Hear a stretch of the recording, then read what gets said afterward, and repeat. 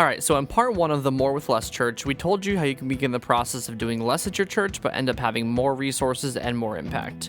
We also give you 5 ways that you can accomplish more ministry while cutting down on what you're already doing right now.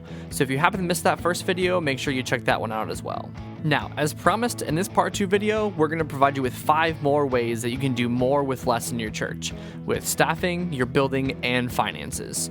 So take the next couple of minutes, sit back, take some notes, and get ready to learn how to revolutionize your church. Okay, so let's talk about staffing first. While every believer is called to do the work of the ministry, there are those who God has called to be equippers in ministry. Many pastors end up burned out because they fail to recognize their role as an equipper, and they don't take this into consideration when they're hiring additional staff. When churches are small, the pastor tends to take lead in most all areas of ministry.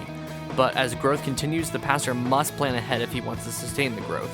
So typically, churches hire someone who is a specialist to an area of ministry, like a worship leader, a children's director, or a youth pastor. However, oftentimes this just ends up adding more to the pastor's plate, because now he has to manage those staff as well. So it's important to maintain a balance between staff members who are focused on their one area of ministry and staff members who can manage and equip other leaders.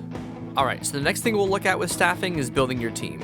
This team can be made up of both paid and unpaid staff members, but they're the ones that are responsible for planning and implementing the church's vision. Well, every pastor wants that dream team, right?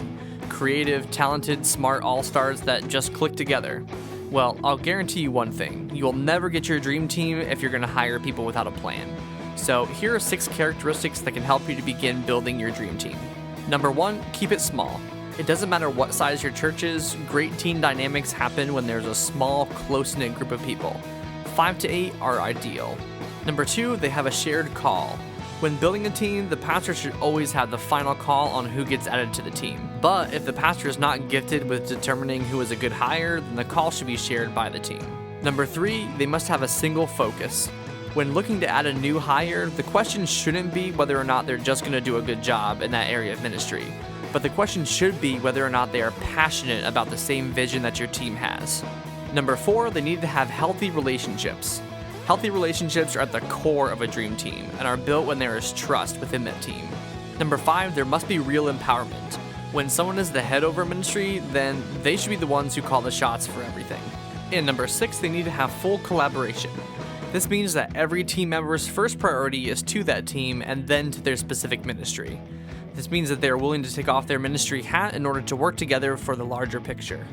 Alright, now let's move on to buildings. A lot of the time, taking on a new building project, even for the best intentions, can stunt church growth. That's because building projects are all-consuming, and many times, even before the project starts, the church is consumed with building, and either have their staff burn out, or they lose focus of their vision. Now, this doesn't mean it's impossible to build and keep your momentum, but you must take the proper time to consider all alternatives and have a plan so that you're not totally focused on building. Now, as an alternative to building, many churches choose to add a service as they grow. But this move comes with its own set of barriers. Some churches have gone down that road only to see that nobody shows up to their new service and it ends in an utter failure. While every church will have its own set of barriers to overcome, knowing what things to avoid going into it can drastically improve your chances of your new service gaining momentum. Alright, now the last thing we're going to look at often comes hand in hand with taking on a new building project. It's debt.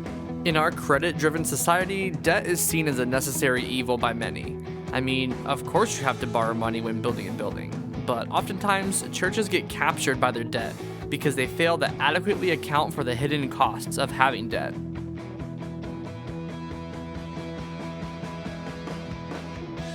Thanks for checking out the second part of our video. We hope that you and your team pulled out some awesome information that can help improve the quality of what you're already doing.